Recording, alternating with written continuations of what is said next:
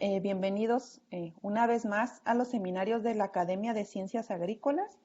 En esta ocasión, pues nos da mucho gusto recibir como ponente invitado al doctor José Luis García Hernández. Él es ingeniero agrónomo fitotecnista, egresado del Centro de Investigaciones Biológicas del Noroeste, del doctorado.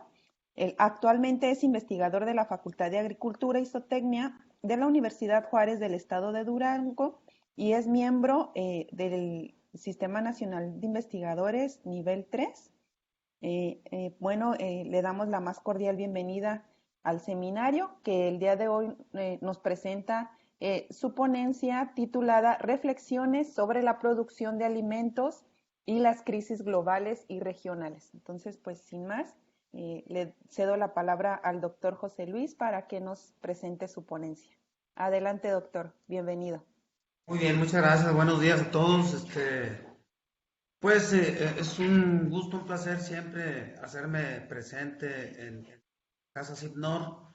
Agradezco mucho la invitación y el trato. Efectivamente, lo que hice ahí, son reflexiones, ¿no? Son cosas que de alguna forma, pues todos sabemos, pero que sobre todo pensando en los estudiantes, me gusta retomarlo para que esta conciencia que es tan necesaria en todos, pues sobre todo se tenga mucho eco y mucho efecto en las generaciones más nuevas. Si vamos avanzando la presentación, por favor. Ya es muy difícil estar enumerando tantas crisis, ¿no?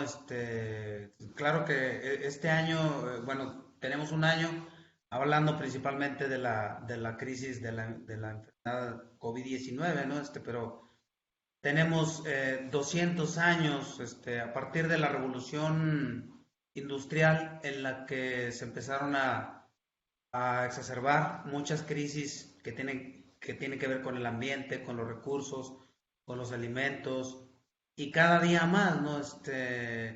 Es decir, todos sabemos, pues, que el ser humano como habitante del planeta Tierra es nuevo, ¿no? Es un vecino muy nuevo, ¿no? Aquí en millones y millones de años de vida del planeta, pues estaba habitado por muchas especies que todavía persisten, pero del ser humano como tal, pues si acaso se tienen evidencias concretas de que tenemos aquí entre 20.000 años, a máximo unos 50.000 años, ¿no? Entonces, durante miles y miles de todos estos años, el ser humano pues coexistió con los otros integrantes de esta comunidad planetaria como una especie más, ¿no? Con sus, eh, por ejemplo, competitividades y cosas así, ¿no? Por ir emergiendo. El ser humano ha sido provisto por una capacidad intelectual que ninguna otra especie logró desarrollar y eso nos permitió muchas cosas, entre ellas, pues, pasar por estas etapas en las que podemos pensar las etapas del conocimiento, ¿no? El conocimiento intelectual que se dio, no sé, hace 5.000 años en China, en Egipto, hace 2.500 en Grecia y en Roma. De donde nosotros heredamos, luego el pasar por la época del Renacimiento, en donde se retoma todo aquel conocimiento científico que se había generado en miles de años atrás. Esto hizo que fuera posible el desarrollo de ciertas materias, ¿no? De ciertas ramas del conocimiento, las matemáticas, la química, etcétera, y eso da pues a pie a que tengamos el momento de la revolución industrial.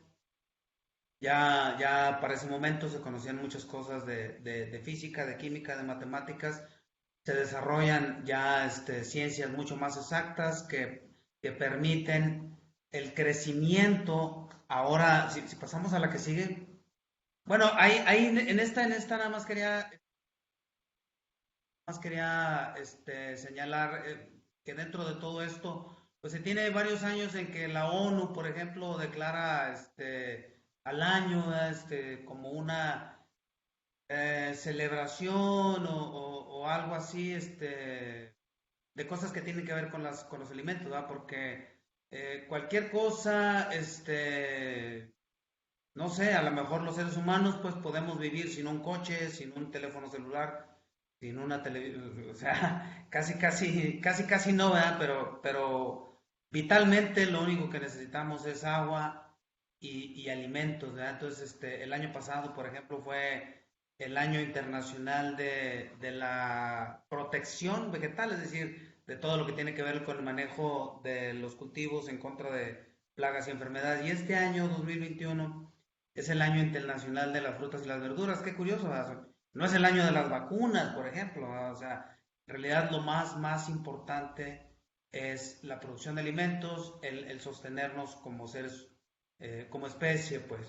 La que sigue ahora sí, por favor. Hay una cuestión aquí que voy a pasar muy rápido. Norman Borlaug, el padre de la Revolución Verde, vamos a decir, la Revolución Verde es una revolución generada también por la Revolución Industrial. En la Revolución Industrial en donde se aprendió química, física, química principalmente en este sentido, se desarrollan las bases para que luego, 100 años después, el país más desarrollado que ha habido desde ese tiempo, Estados Unidos, desarrollara la forma de elaborar fertilizantes, maquinaria agrícola.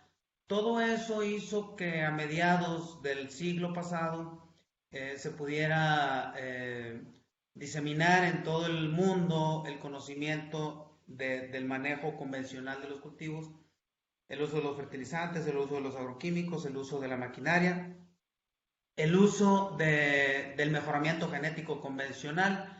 Entonces, Norman Borlaug es llamado el padre de la Revolución Verde porque fue el líder de todos esos proyectos que partían de Estados Unidos hacia el resto para capacitar a la gente en el uso de todo esto. Y eso salvó del hambre a millones de habitantes del planeta, ¿no?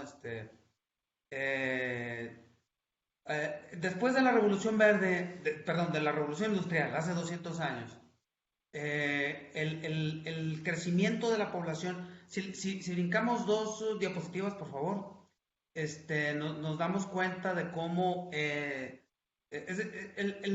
ser humano como especie tiene bien poquito en el planeta, 20.000 años, pudiéramos especular. Eh, Miles y miles de años, la población mundial se mantuvo bastante sin moverse mucho, ¿no? Nunca se aumentaba, por ejemplo, qué pensar en 1.000 millones de habitantes, ¿no? Los 1.000 millones de habitantes apenas se lograron hace 200 años y luego a partir de ahí se da un crecimiento, pues ahí se ve la gráfica, ¿no? La que está a la izquierda arriba, ¿no? Por miles y miles de años la línea de crecimiento estuvo pegada al eje de las X y de repente se da un levantón apenas hace cuántos años, ¿verdad? Otra cosa interesante de mencionar con respecto a todas estas crisis que vivimos, esta crisis sanitaria, ¿no? Que yo creo que pasa de ser una crisis sanitaria a ser una crisis de educación. Para los políticos sería más importante la cuestión económica, ¿no? Que obviamente lo es, pero bueno, yo creo que lo más grave que está sucediendo con todo esto que le llaman la cuarentena, el confinamiento, el quédate en casa, el que los estudiantes, todas estas generaciones de niños, de jóvenes, de adolescentes, que no están conviviendo como debería de ser, como los psicólogos ya sabían que tenía que ser, los sociólogos. toda esta cuestión social es la crisis peor que se está viviendo.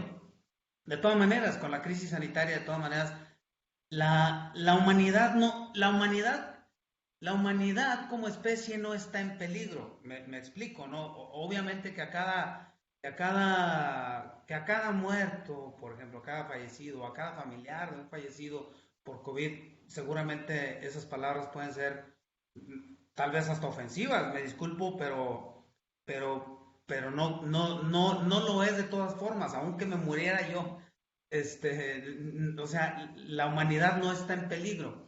En esta gráfica, por ejemplo, vemos que para cerca del año 1200, ¿no? Cuando fue lo que le conocemos como la plaga, ¿no? La peste bubónica, aunque hubo millones de muertes, solamente si se fijan, ahí en la gráfica hay un pequeño huequito hacia abajo, ¿verdad? Pero la población sigue. Porque además en esas crisis, en ese tipo de momentos, la gente aprende, ¿no? O sea, la gente aprende que la peste bubónica se desarrolló bastante por la falta de higiene. Entonces el conocimiento que se venía desarrollando permitió saber que si se bañaban, porque antes no se bañaban, por ejemplo, permitió saber que si se bañaban y hacían limpieza en sus hogares, en las calles, etcétera, entonces ya no había tal peste, ¿no? Si nos regresamos al anterior, por favor, vemos que cuando a Norman Borlaug le entregaron un premio Nobel de la Paz por haber sido el líder de todo lo que fue la Revolución Verde, es decir, la transferencia de información, la transferencia de tecnología para que se implementara todo ese conocimiento de cómo producir más alimentos, al final de su conferencia, de su plática que dio por ese motivo de recibir el premio Nobel, dijo lo siguiente: la Revolución Verde ha ganado una batalla temporal en la guerra del hombre contra el hambre y la miseria. Ha dado al hombre un breve respiro. Si se difunde e implementa plenamente esta revolución, puede suministrar suficiente alimento durante las próximas 3 décadas. Y el premio Nobel se lo dieron en 1970. De tal manera que él pensaba que cuando mucho el triunfo de la Revolución Verde se daría hasta el año 2000, un año en el que, bueno, obviamente que mucha gente fatalista, con o sin este fundamento, decían, hasta ahí llegamos, ¿no? Porque resulta que por lo menos desde hace 200 años, pero seguramente es desde hace más tiempo, el hombre siempre ha estado, siempre ha sentido que tiene la amenaza de dejar de ser especie.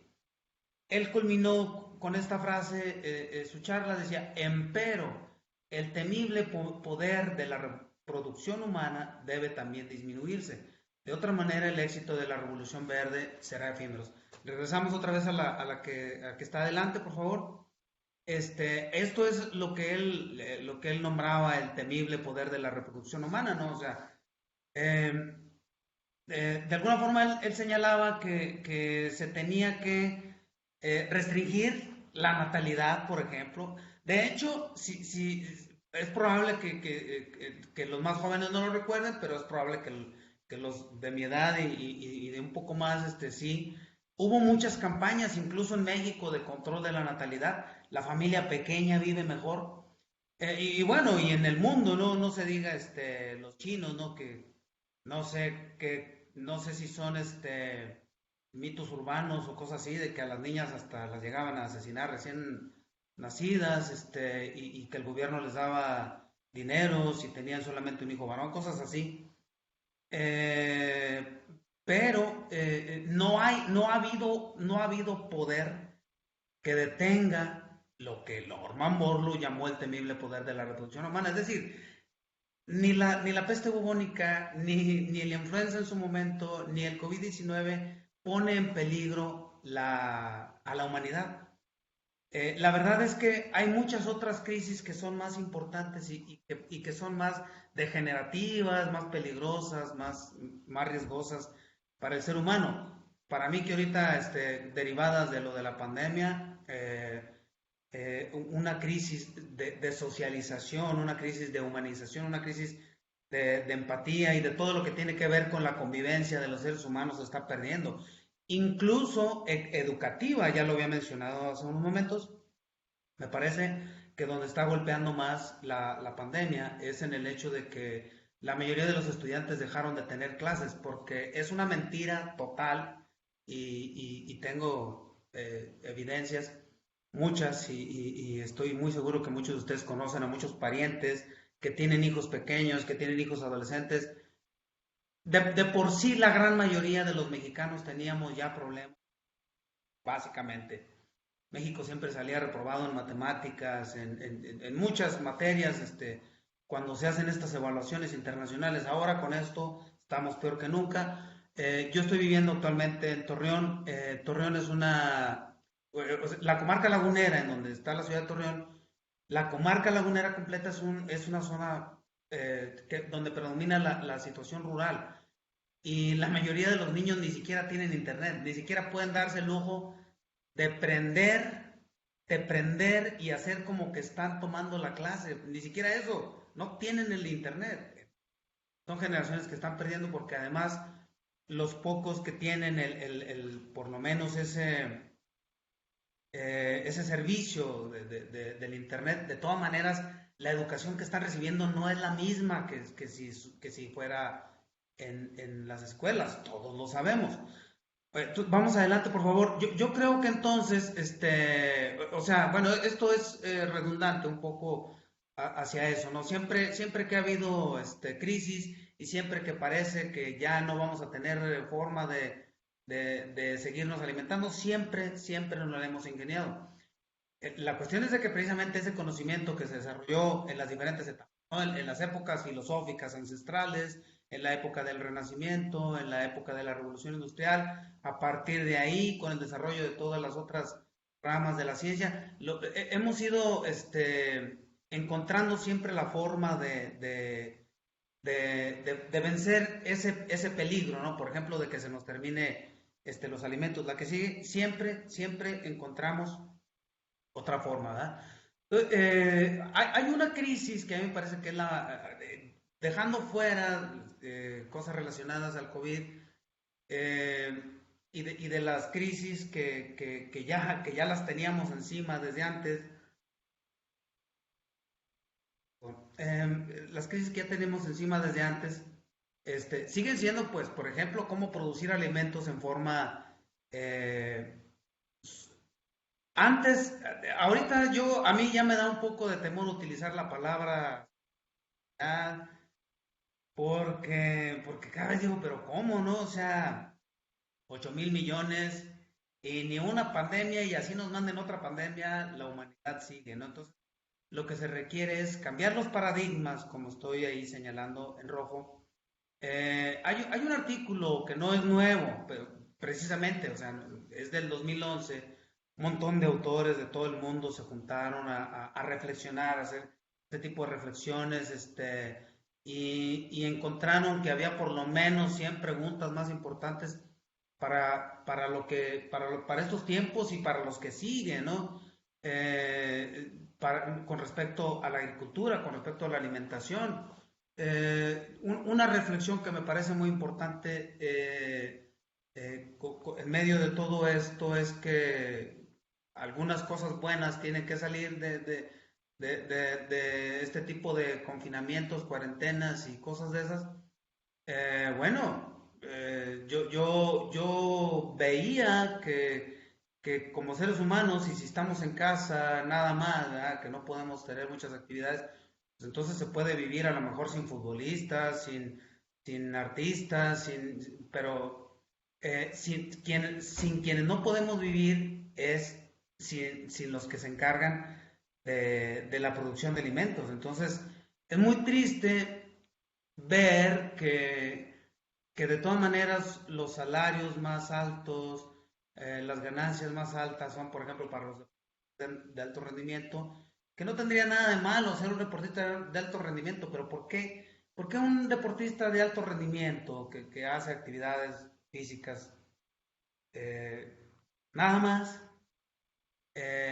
gana millones y millones de dólares, de euros, y los agricultores ganan pues apenas para mal vivir en la mayoría del planeta, o obviamente pues en México, ¿no? En fin, que dentro de la actividad esta de los agricultores, pues hay ah, diferentes alternativas, ¿no? Pero lo que más nos convendría sería que esos paradigmas consideren todas esas preguntas. Si vemos las que siguen, las dos diapositivas que siguen, en esta ¿no? Se hace una agrupación en cuatro rubros, ¿no? Una que son los recursos naturales. Ya sabemos que estamos teniendo problemas gravísimos con el cambio climático, que se están descongelando los polos y entonces están creciendo los océanos y todos estos cambios en los patrones de las lluvias, de los fríos, de los calores.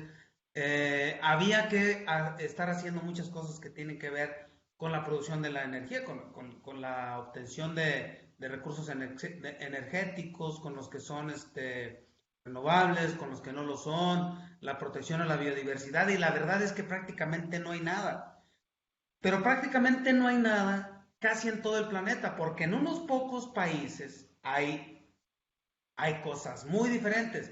Hay muy pocos países en donde uno ve que todo esto sí se puede hacer y funciona y es redituable y la gente puede convivir y puede seguir teniendo áreas naturales. México es un país que tiene muchas leyes. El problema de México es que no se cumplen las leyes. Uno puede ir a los países en donde hay leyes y se cumplen las leyes, la mayoría de los países de la Unión Europea, en Estados Unidos, Canadá, Japón.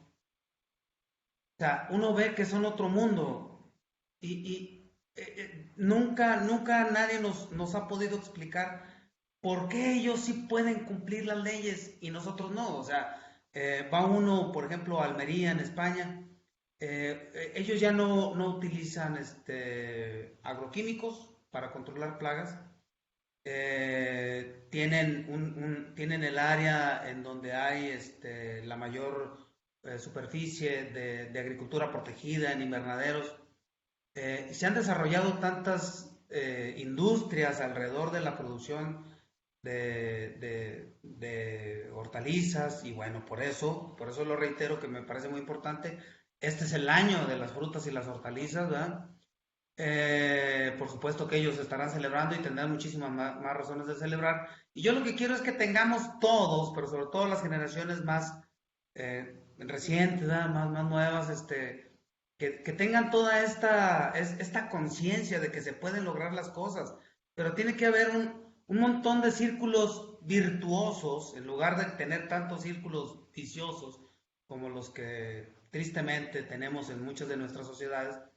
Ahora tendríamos que tener un montón de círculos virtuosos. Por ejemplo, yo lo veía ahí en Almería.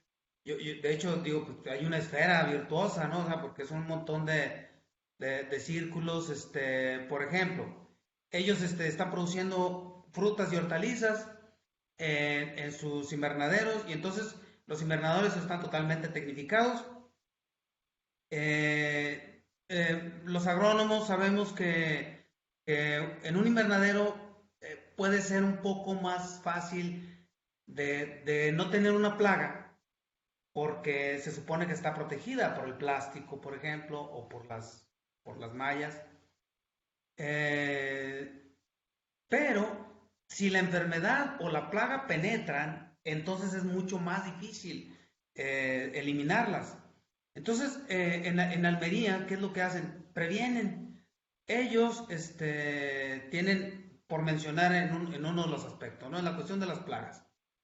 En cualquier parte del mundo, por ejemplo en México, ¿no? En donde tenemos una biodiversidad ecológica maravillosa, se descubre pues que un insecto que puede ser plaga o que es plaga, una hortaliza, tiene un enemigo natural.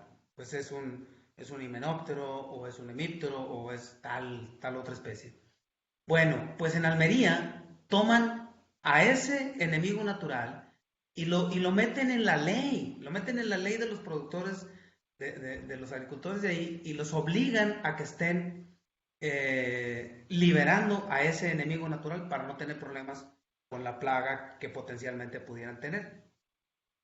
Ah, caray, pero acabas de decir que ese enemigo natural es de México. Claro, lo que ellos hacen es importar a ese enemigo natural y reproducirlo ahí. Ahí es donde entra esta cuestión del círculo virtuoso. Una ley que obliga al agricultor de Almería a liberar a un enemigo natural, genera una empresa productora de enemigos naturales que no son nativos. Así que hay un montón de fábricas ahí de enemigos naturales y todas se benefician. Todas venden su producto porque lo venden. ¿Por qué lo venden? Porque la ley obliga a los agricultores a estar haciendo esas liberaciones. Entonces, son estos círculos virtuosos, pero tienen que ver con el cumplimiento de las leyes. Claro que un aspecto fundamental para el cumplimiento de las leyes es que aquel que no haga esa liberación recibe una multa inmediata, ¿no? De, yo no sé, 500 euros. Y nadie quiere hacer esos pagos, ¿no? En México una cuestión que sucede demasiado, sabemos que ha permeado un sistema de corrupción. Si aquí se intentara hacer eso, seguramente muchos agricultores le dirían al que llega y pone la multa, mira, te doy, vamos a decir que la multa sean 1,000 pesos, te doy 100 pesos, pero no me hagas la multa. Y es demasiado. Es decir, que lo que tenemos que cambiar es todo el paradigma completo, toda y me parece que sin educación eso no puede pasar. Porque coincidentemente, ¿verdad? Si va uno a Japón, a la Unión Europea, a Estados Unidos o Canadá y están sucediendo esas cosas, porque uno los puede ver en cualquier ciudad de Estados Unidos a donde uno va, ¿no? Es tan triste ver en México, por ejemplo, que la gente poda sus árboles y qué hace con los residuos de esas podas, pues las quemo, ¿no? Para que no me estén quemando, es basura. Aquí en la comarca lagunera, ¿no? Donde se tiene la mayor producción de leche de todo el país y se genera millones de toneladas de estiércol. Todo eso son recursos que en esos países es donde tienen más alta la educación, saben que es un recurso que si se utiliza mal sería basura, pero si se utiliza bien es un recurso que es benéfico para la salud, que es benéfico para el ambiente, que es benéfico para la conservación de recursos, para la economía. Entonces está muy ligado todo esta cuestión de la educación con el bienestar, con las buenas prácticas, con el respeto, etcétera. Entonces, bueno, vamos a ver la que sigue. Y luego la que sigue. Entonces, es decir que estos organismos mundiales, ¿no? La FAO, que dicen, bueno, es el año internacional de la protección vegetal, es el año internacional de la producción de alimentos, es el año internacional de las frutas y las verduras, porque saben que cuando uno se mete a ver cuáles son los fundamentos para llegar a designar un año como tal, pues es porque es importante, porque necesitamos tener conciencia de que hay que hacer esa producción de una forma sostenible, de una forma amigable ambientalmente, etcétera, etcétera. Y dicen y hacen sus recomendaciones basadas en la educación, basadas en el conocimiento, en la ciencia. Y entonces los países más avanzados educativamente y científicamente cumplen todas esas cosas, las ponen en las leyes y luego los productores y la gente se comporta de esa manera. El problema es que la gran mayoría de los habitantes de este planeta no vivimos en esos países. Entonces, lo que es necesario es que todos los países adquiéramos toda esta educación, todo este conocimiento, todo este desarrollo, el cumplimiento de las leyes y todo lo que hace falta, ¿no? Entonces, bueno, los cambios de paradigma son básicamente poner en práctica todo lo que ya sabemos, pues, y sabemos que tenemos que hacer composta de todos los residuos que se llaman basura, ¿no? O sea, los residuos de los cultivos, los residuos de una poda, los residuos de las cocinas, todo esto se puede transformar en composta y entonces es lo que hay que hacer. pero no lo hacemos porque conocemos a demasiada gente, incluso cercana, incluso en la misma familia, que lo que hacen es eso, estar simplemente desperdiciando y luego lo más, lo que me da a mí, lo que me provoca a mí más tristeza, ¿no? Cuando veo que alguien hace una poda o corta hojas de árboles o residuos de cosecha o algo y luego los queman. Entonces, o sea, lo que a la naturaleza, a ese árbol le costó, yo no sé, miles, no sé, varios años, estar ahí acumulando de carbono, ¿no? A la hora que sea y vamos y aventamos todo ese carbono a la atmósfera, ¿no? ¿Para qué? Para que siga todavía exacerbándose más el efecto de invernadero, ¿no? Entonces, si vemos la que sigue, por favor, está sucediendo algo, solo que es en algunos puntos así tan pequeños que bueno, qué maravilla, ¿no? Pero hay que irlos, hay que irlos difundiendo cada vez más, ¿verdad? Yo tengo ahí, esta foto es, bueno, no recuerdo de dónde, pero hay varias ciudades, bueno, es de Lima, esa es de la ciudad de Lima, ¿no? Hay un área de Lima en la que están, haciendo una como ciudad verde, ¿no? Aprovechando todos los parques, la que sigue, vemos. Hay otros proyectos igual en Colombia, la que sigue. Hay uno que es uno de los más famosos ahí, lo que estoy dejando es la página web de la ciudad de Rosario, ¿no? Ahí tienen un proyecto de los más grandes. Eh, entonces, en todas las ciudades del mundo lo que se debería de hacer es copiar estos modelos de ciudades verdes, ¿no? De hecho, a mí ya me ha tocado participar en varios foros en donde se habla de todo esto, ¿no? O sea, y todo es educación, educación, educación, conocimiento, ciencia, educación, educación. Están insistiendo para que todas las personas, aunque tengan pura primaria, aunque ni siquiera tengan la primaria, ¿no? Porque pues hay demasiada población en todo este mundo, tercer mundo, ¿no? Hay demasiada población que son analfabetas o que tienen niveles educativos muy, muy básicos y muy malos, pues de todas maneras, agarrarlos a todos esos habitantes y enseñarlos, por ejemplo, que se tiene que reciclar eh, toda, todo lo que hasta el momento le llamamos basura, ¿no? La doctora Alejandra, quien vi que se conectó por ahí, este, me invitó a participar en una tesis doctoral que está dirigiendo, que trata bueno, desde el punto de vista científico tiene sus cuestiones muy interesantes, pero básicamente es cómo usar la basura, cómo usar precisamente los residuos, de algunos residuos precisamente que sean eh, de frutas, de verduras, ¿no? Tienen ahí una dinámica muy interesante. Entonces, cualquier esfuerzo que se haga para que todas las ciudades es increíble. Yo vivía en La Paz, muchos de ustedes saben. Bueno, La Paz es una ciudad pequeña y sigue siendo todavía, pero la mayoría de las ciudades acá adentro están creciendo, creciendo, creciendo.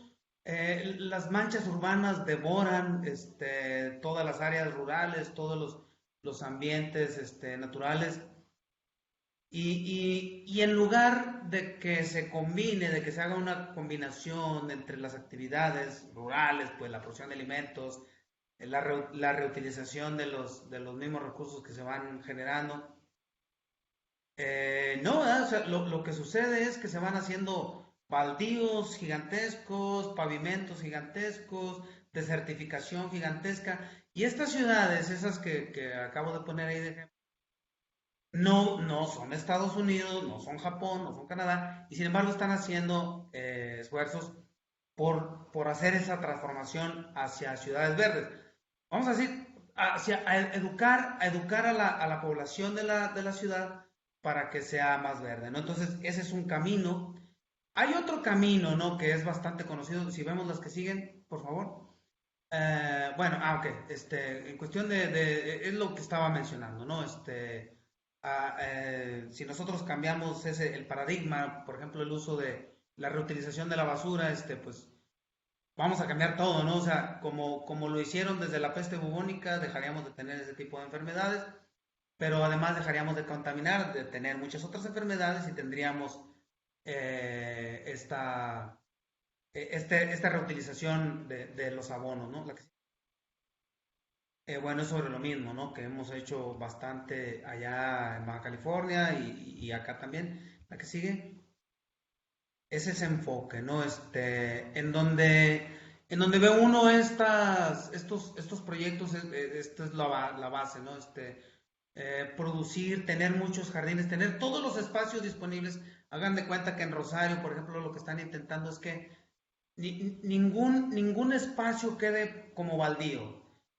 Todos los jardines, todos los pedazos de tierra que tenga una casa, ahí tiene que haber algo verde, ahí tiene que haber producción de semilla, producción de una planta que pueda ser utilizada como insecticida, o el espacio ese, entonces, si no tengo plantas, bueno, entonces lo que tengo es un contenedor en donde estoy produciendo abonos, composta, cosas así, ¿no?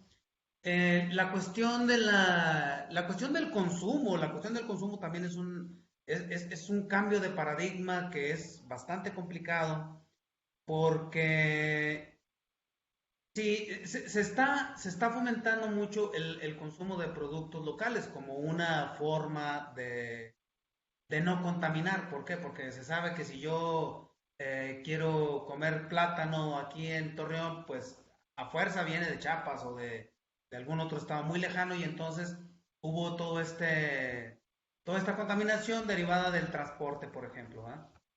En Almería se producen absolutamente todos los frutos, es impresionante, ¿no? Ver ahí los cultivos de lo que quiera, ¿no?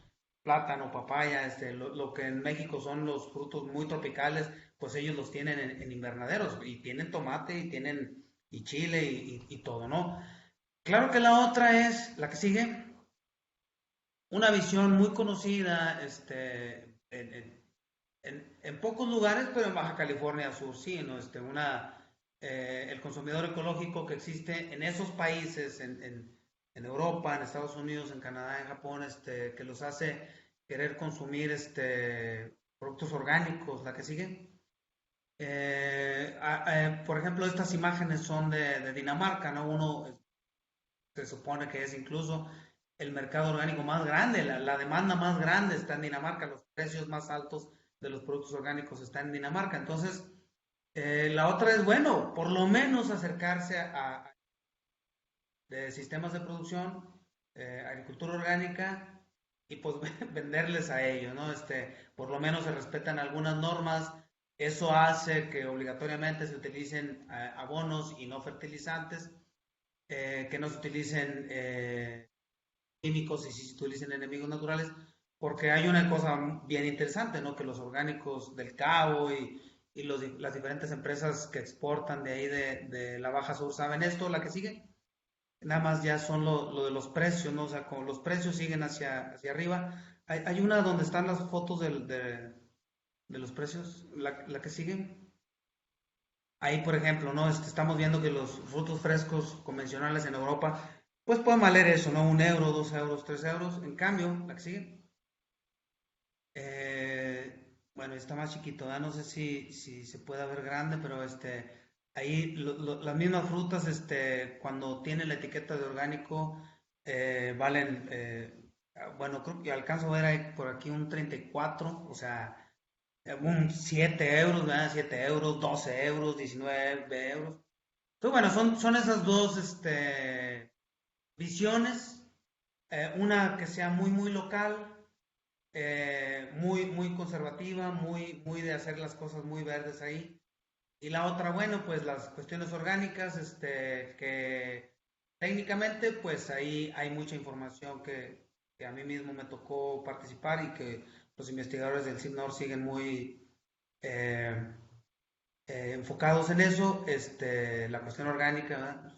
Pero que tenemos un montón de crisis y que de verdad que para el ser humano el COVID-19 es mucho menos peligroso que todas estas otras crisis. Entonces, parece que estamos a tiempo. Placer estar aquí. continúo con ustedes por si acaso hay preguntas o vamos a seguir platicando. Ustedes dicen.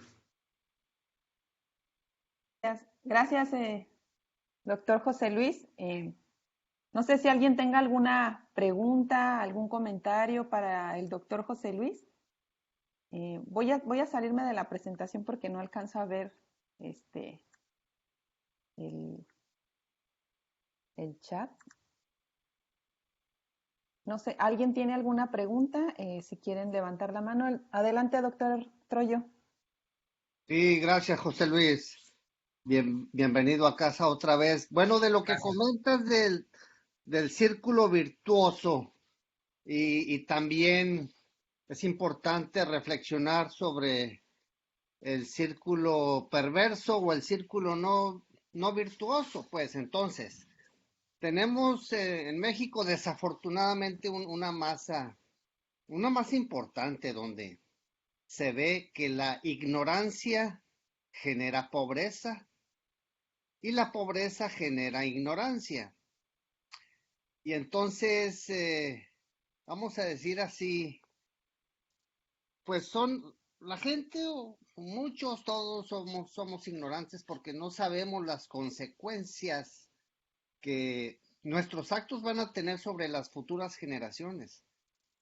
Entonces, la educación, el nivel de educación bien impartido desde chicos, eh, desde niños, es muy importante. Para el caso tenemos, por ejemplo, el proyecto concluido de San José del Cabo, ¿no? El estero de San José del Cabo que está bajo una presión muy dramática y ahí con los usuarios, con la gente, con la sociedad, bueno, mencionan, hay que educar, sí, educar a los niños. Es correcto, pero también hay que educar a las autoridades y a los adultos porque, o sea, llega mucha gente de fuera sin discriminar ni nada, pero, o sea, los prestadores de servicio en el sector turístico que vienen de fuera, pues desafortunadamente no traen un perfil educativo, entonces se van al estero o al arroyo y literalmente, pues ahí inclusive lavan los carros, ¿no? Es tiradero de basura, de pilas, de pilas de automóviles, de cacharros, etcétera. Entonces, pues qué terrible situación. Tratar de resolver con algunas medidas está bien. Imponer multas, digo, procede, pues, pero ¿qué sentido tiene si no se entiende, si no se entiende el fondo del problema? Entonces, ahí la reflexión, pues, ignorancia genera pobreza, pobreza genera ignorancia y esto es catastrófico para la sociedad y para el ambiente. No, muchas gracias, José Luis, excelente tu plática. No, no, al contrario, y es que es cierto, o sea, yo dije al principio, ¿no? En realidad lo que iba a comentar, pues son cosas que sabemos bastante, ¿no? Pero no por ello hay que dejar de insistir, ¿no? O sea, yo me estoy imaginando que hay muchos estudiantes y que por si acaso están muy, como debe de ser, enfocados nada más en su propio proyecto de tesis, por ejemplo, bueno, que no, ¿verdad? O sea, todos deberíamos de seguir, no nada más preocupados, pues sí, ¿verdad? Pero sobre todo ocupados, ¿no? Haciendo valer la voz, o sea, es que una solución, o sea, por eso es interesante, ¿no? Por ejemplo, leer a los clásicos, ¿no? O sea, ya el mismo Platón y Aristóteles tenían este tipo de conversaciones, ¿no? Porque, por ejemplo, Platón decía que en realidad quienes deberían de estar en el poder deberían de ser los filósofos, o sea, la gente que sabe más, la gente que tiene más conocimientos en ciencia, en las ciencias en general, pero nunca ha podido ser de esa forma, porque siempre cuando ha tenido que verse, cuando los estudiantes simplemente protestan, vamos a pensar en la época de los 60s y los 70s, lo que había era represión y lo que había era un control por la fuerza, es decir, siempre es la ley del más fuerte. La cuestión es de que estos países más avanzados en conciencia en ciencia y en conciencia, ¿no? Han ido combinando las dos cosas, ¿no? Han ido dejando un poco la opresión y la represión y lo han ido cambiando por poner en los puestos claves del gobierno a gente que sí sabe por ejemplo, en el caso de las energías, bueno, pues ponen a un super especialista en energías, en el sector salud, al médico más destacado que exista, ¿no? O sea, en cambio en este país todavía no, pues, pero no por eso deberíamos de resignarnos, sino que yo creo que tratar de involucrarnos lo más que se pueda, eh, pues bueno, primero nosotros y luego a ver cómo hacemos llegar esta información para que un poquito también toque la conciencia de las autoridades, de todos los niveles. Así es. Gracias, doctor. En el chat, Emilio García dice, hola, doctor, muchas gracias por su presentación. Con respecto al modelo de agricultura urbana como el que comenta de Rosario, ¿considera que sería factible en zonas áridas o hasta qué punto podría ser replicable? Gracias. No, sí, sí, de hecho, o sea, en mismo Estados Unidos uno los puede ver, solo que, claro que no es lo mismo, ¿verdad? Porque ellos tienen un nivel de conciencia y de leyes muy diferentes. El caso de Rosario, por ejemplo, pues sí, se refiere a una región con mucho más humedad, ¿no? Yo viví en La Paz, yo sé qué se pueden estar imaginando, pero sí, sí se puede. En todos los lugares llueve. En La Paz cae, aunque sea también tenga la parte negativa, pues 2 o 3 ciclones pasan por ahí al año, ¿verdad? Entonces lo que tendría que haber es este círculo virtuoso, este círculo, sí, como que la palabra diferente el antónimo de lo perverso que comentaba el doctor Troyo, ¿no? Esta cuestión de ser ahora sí, pues pensar en el futuro, pensar en todos nuestros congéneres y tener leyes que obliguen al mismo gobierno, por ejemplo, a hacer inversiones en infraestructura que sea para colectar la humedad, por ejemplo. O sea, si tú te fijas la cantidad de agua que hay en las diferentes lluvias de La Paz, es que estoy viendo todo aquel arrastre que se hace rumbo al malecón, es un mundo de agua. Que si tuviéramos en dónde guardarlo, y eso se puede hacer en diferentes, esa tecnología. Hay unos sumideros que hay en los parques, no sé, estoy muy seguro que el doctor Troyo me puede ayudar un poco con eso, pero se tiene la tecnología totalmente, se hace en las diferentes ciudades de muy áridas de Estados Unidos, ¿no? Igual de áridas que todas las que tenemos acá, ¿no? En Phoenix, en Albuquerque, en Las Cruces, etcétera, ¿no? Por supuesto que sí. Se requieren inversiones, se requiere la participación total y absolutamente de la autoridad. Que son inversiones que la historia nos dice que cuando el gobierno hace las cosas bien, porque hay muchas ciudades que están muy bien también, luego la población con gusto también coopera. O sea, si el gobierno dice, voy a poner no sé, 1,000 millones para esto, pero ocupamos otros 50 millones, ¿cómo ves? Y se cooperan porque hay empresarios y a todos, muchos de los empresarios tienen niveles educativos altos. Eso ayuda, desgraciadamente, o sea, no por ser discriminativo con alguien que no tiene educación. O sea, definitivamente que la educación ayuda a tomar buenas decisiones y muchos empresarios luego ayudan al gobierno con esas inversiones porque saben que el ambiente que les rodea entre mejores esté es más conveniente para ellos, para sus negocios. Así que sí se puede, ¿no? Son muchas las voluntades las que hay que cambiar, pero se puede. Gracias, doctor. En el chat también Martín Ramírez dice, buen día, José Luis, muchas gracias por la plática. ¿Podrías comentarnos un poco más sobre lo que platicas de Almería? Si entendí bien, usan enemigos naturales insectos que pueden ser importados para el control de plagas.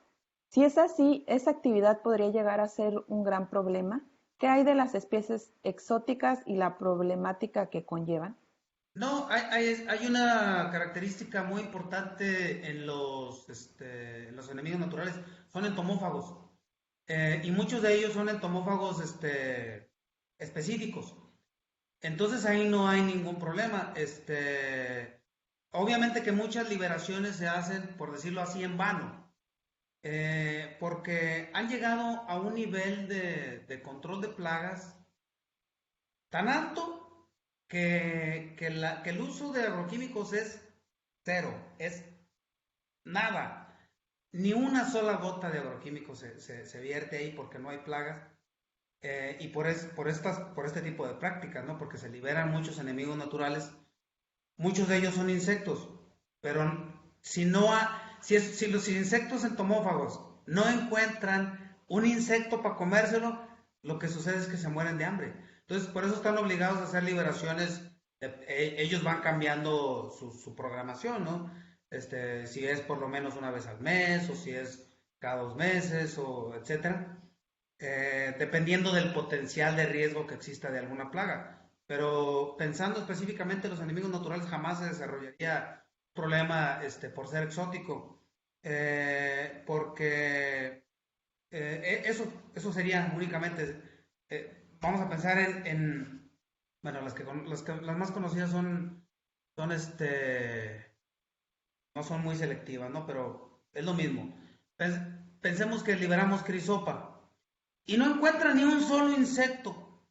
La crisopa lo que hace es comerse a sí mismo, se convierte en un caníbal, ¿no? Entonces llega un momento en que ya no existe. O sea, no puedes tener un problema con crisopa ni prácticamente con cualquier otro enemigo natural.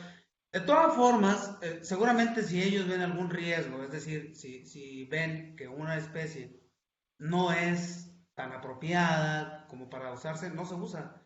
Pero hay una cantidad de insectos en el mundo y que son enemigos naturales tantos, que han seleccionado pues una cartera, ¿no? Es una cartera de enemigos y los usan. Y así han generado muchas otras empresas, ¿no? Las que tienen que ver con la fabricación de las mallas, las que tienen que ver con el control climático, etcétera. Gracias, doctor. La doctora Alejandra Nieto quiere hacer un comentario. Adelante, doctora. Hola José Luis, pues antes que nada felicitarte por tu plática, qué padre volver a verte por Gracias. aquí. Bueno, ahora te vemos más seguido, es lo bueno. Gracias, sí, Y sí, bueno, un es comentario y una pregunta. El comentario va referente a un tema que tú tocaste que a mí se me hace la clave para empezar un círculo virtuoso, que es la educación y el trabajo con los niños, porque es increíble la forma en que los niños pueden asimilar el conocimiento cuando están cerca de la naturaleza y se dan cuenta de lo que implica la producción de un alimento, de lo que implica la transformación de los residuos orgánicos en un producto útil que es un abono. La capacidad de asombro de ellos y de conocimiento es impresionante. Eso lo hemos visto en algunos proyectos que tenemos de compostaje con ellos. Entonces, yo creo que ahí radica una gran posibilidad de empezar estos círculos virtuosos, ¿verdad? Y bueno, que se mantuvieran. Entonces, la agricultura urbana ofrece esa gran posibilidad y ahí va mi pregunta. ¿En Torreón se está haciendo algo de esto de la agricultura urbana? ¿Algún programa, o algo así? No que yo sepa, donde hay uno muy grande, pero muy grande, es en Saltillo. Digo, por algo se empieza. Yo espero que al ver no sé, el triunfo que obviamente se espera con ese proyecto en Saltillo, luego entonces las otras ciudades de Coahuila, lo copien, ¿no? Sino en Torreón, hay una oposición muy fuerte a la conservación, al buen uso de los recursos. Aquí hay un área protegida que muchos de los ecólogos, conocerán, El Cañón de Fernández, es un área donde todavía hay humedales, es una parte que se humedece mucho con el río Nazas y es ahorita donde los ambientalistas están enfocándose a conservar, pero es como lo que comentaba hace rato, de allá del estero, ¿no? Hay tanta ignorancia, hay tanta falta de voluntad, hay tanta perversión. Aquí de hecho hay un problema. Ahorita en lo que se están enfocando es en un pleito que traen los ambientalistas en contra de los motociclistas. Aquí hay muchos grupos de motociclistas que pues ellos quieren andar, pues ellos también quieren un espacio en donde ir a recrearse, a divertirse, ¿no? Y andan peleando que los dejen entrar al Cañón de Fernández y los ambientalistas, es lo único que nos queda protegido, ¿no? Entonces, no, en Saltillo sí, está muy bueno, está participando el gobierno, está participando empresarios, está muy metida la Narro, el SICA, es bien importante eso, pues, que es gente educada, gente con niveles educativos medios altos, altos, los que participan, este, vamos mal, pero no por eso habría que dejar de pensar en ello ni dejar de insistir, ¿no? Y lo que tú decías, por eso, de lo de los niños, coincido totalmente. Yo no sé, ¿no? Pero me puedo imaginar que más bien una jovencita que no ha vivido eso de 15 años o 8 y que le des un asadón o una pala para que se ponga a sembrar. Siento como que diría, ah, chis, ¿y yo por qué? O algo así, ¿no? En cambio, yo he visto a niñas de muchos estratos sociales, de estratos sociales altísimos, en donde sus papás tienen un área así de producción, de recreación o de algo, y andan ahí asadoneando, y papi, ¿esta planta qué es? O sea, es totalmente cierto lo que tú dices. Por eso es más triste que el COVID, que sigo insistiendo que como humanidad no es un peligro para la especie, ha generado crisis mucho más graves como la es la educativa, ¿no? Porque ni para cuándo vayan a regresar los niños a las escuelas, ¿no? Sí, muchas gracias. Gracias, gracias. Gracias, doctora Alejandra. No sé si alguien más tenga alguna pregunta, algún comentario para el doctor José Luis.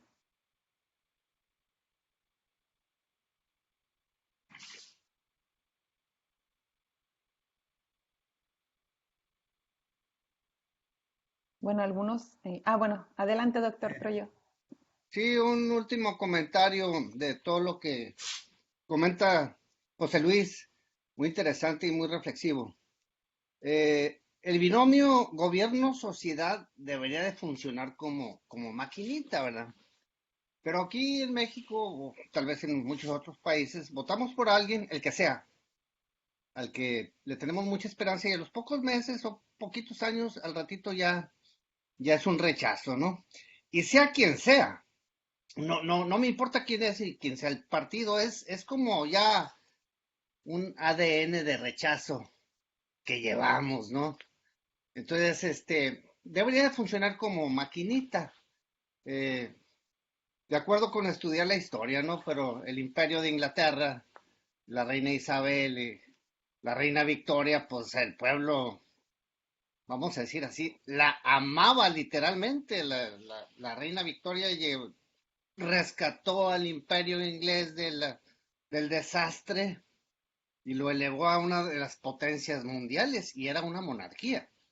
Y entonces, yo insisto, o sea, el binomio, reglamentación y multa con entendimiento e integración. Por ejemplo, en Phoenix y en Arizona, bueno, yo he visto en Phoenix, la jardinería tiene que ser del desierto. La gente lo sabe. Se aplican multas por sistema, pero no es que vayan y vigilen y apliquen multas con rencor o con odio, simplemente es un sistema, pero la gente ya sabe, entonces ustedes van en vehículo por los fraccionamientos, por las casas y ven cactus, ¿no? Matorrales del desierto con piedras así bien adornados, entonces ahí hay un ahorro de agua impresionante, muy significativo. Entonces aquí, pues, ¿dónde está esa integración, ese binomio? Vamos a Los Cabos y vemos jardinería tropical. Si se usan aguas residuales, ese es un tema aparte. Simple y sencillamente no es del perfil, no es del perfil ambiental de ahí. Entonces, pues ahí la reflexión, pues, Sí, ¿qué hacemos, no? sí, sí. Sí. Sociedad al gobierno. Adelante, José Luis, gracias otra vez. No, no, es eso, por eso yo quería volver a mencionarlo, y que fuera en un foro donde yo sé que hay muchos jóvenes, porque a alguien nos tiene que escuchar, para que haya este tipo de ordenamiento, ¿no? Este, ahí es parte de la respuesta de la pregunta que hicieron hace rato, ¿no? O sea, es que sí se puede, solo que todo tiene que adecuarse, ¿no? Pero va, como dices tú, Enrique, exactamente, tiene que estar unida la educación con la ejecución. O sea, si se aplican multas, esas multas tienen que estar enfocadas a una cuestión que tiene un fundamento científico, ¿no? Como en el caso de todas nuestras áreas áridas que deberían únicamente de mantener en los jardines, en las calles, árboles que son apropiados al ambiente. Y así.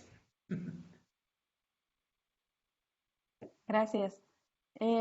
Adelante, Álvaro, ¿quiere hacer un comentario? ¿Quiere algo del Sí, micrófono? sí, José Luis, te veo bien. Buenos días. Qué bueno que diste la presentación, muy interesante. Yo quiero hacer el comentario respecto a la agricultura que han desarrollado nuestros padres, que desarrollaron nuestros abuelos, es la que salió adelante hacia la humanidad, hacia la población, a la creciente eh, habitantes, ¿no? Creciente natalidad y todo, la población.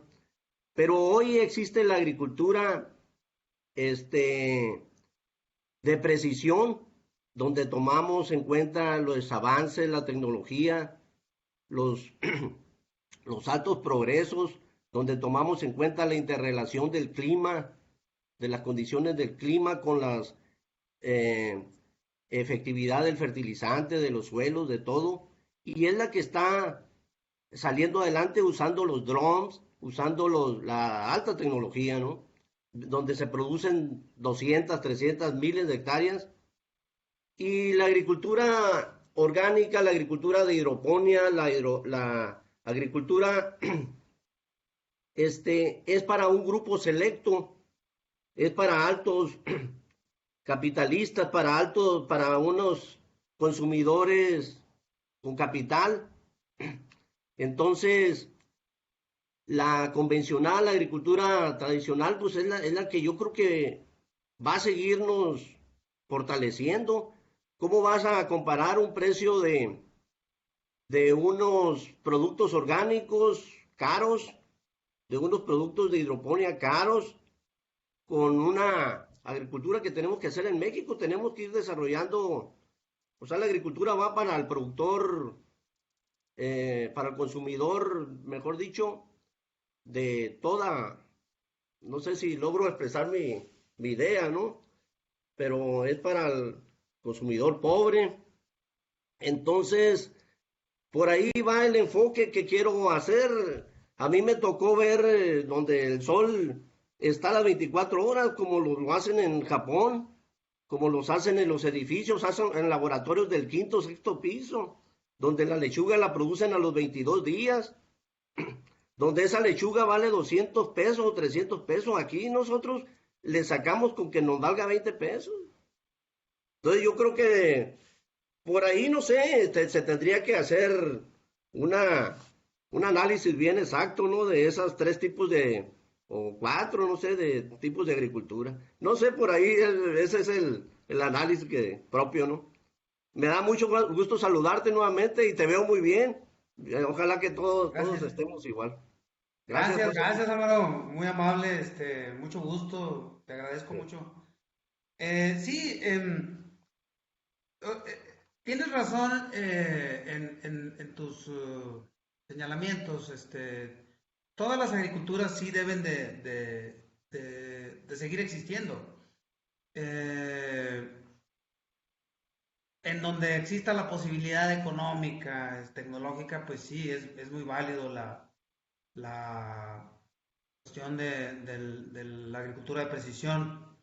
Eh, el problema que yo intento enfatizar más es en todas estas crisis en donde yo creo que la más, en la que tenemos más peligro como especie, y no solo esta especie, es el cambio climático, ¿no? Digo, de hecho ya se están perdiendo algunas especies eh, conforme los polos, ¿no? Hay un peligro muy grande ahí para los osos polares. Entonces, refiriéndose a eso, es el enfoque de lo que yo he estado diciendo para tratar de disminuir el efecto nocivo de nuestras actividades. Hay que compensarlas con mayor conservación de recursos, con mayor reutilización de recursos. Entonces, con respecto a que no todos los consumidores pueden pagar precios altos, también para eso sirve la agricultura urbana, las ciudades verdes, ¿no? Porque precisamente al momento de que una comunidad, ¿no? Un barrio, una colonia, se ponen de acuerdo para estar produciendo unos un poquito de abono, otros unas semillitas, otros unas plantitas, que son las que van a utilizarse como repelentes de plagas o cosas así, y luego los demás, o entre todos en los jardines, estar produciendo alimentos, pues obviamente que esos alimentos son o gratis o únicamente para recuperar alguna inversión que se haya hecho, ¿no? Por ejemplo, a la hora de producir la semilla. Estos proyectos por lo general son autosuficientes, ¿no? Con las primeras cosechitas que se hacen de los alimentos, se recupera las inversiones, porque en realidad no son grandes inversiones. En todo caso, la mayor inversión es pensando en una ciudad completa, aquella inversión que se tiene que hacer para conservar, para que en lugar de que el agua de una lluvia se pierda y se vaya al mar o a cualquier otro lado, se pueda conservar para estarse utilizando ahí través del tiempo. Eh, Todas las agriculturas tienen que seguirse haciendo. Obviamente sí, que la agricultura convencional, esa que salvó del hambre en los tiempos de la Revolución Verde, sigue haciéndose, pero cada vez el enfoque tiene que ser todavía más conservacionista. Ya no pensar en términos de basura y que ya nadie queme nada, ¿no? O sea, ni en los cultivos, ni en los jardines, ni en nada, sino que todo lo que sea residuo orgánico se transforme en abono. Eso sería pues un poco más lo que quisiera que quedara en todas las conciencias, ¿no? Y te agradezco mucho tus comentarios, Álvaro. Gracias. Gracias. José Luis. No sé si alguien más tenga algún comentario o alguna pregunta para el doctor José Luis.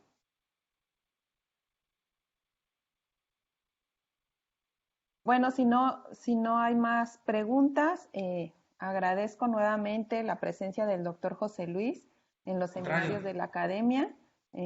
Muchas gracias, doctor José Luis. Y les pido, por favor, a los alumnos. Un abrazo para todos. Gracias. Si se pueden quedar 5 minutos nada más para atender un asunto rapidito con el consejo.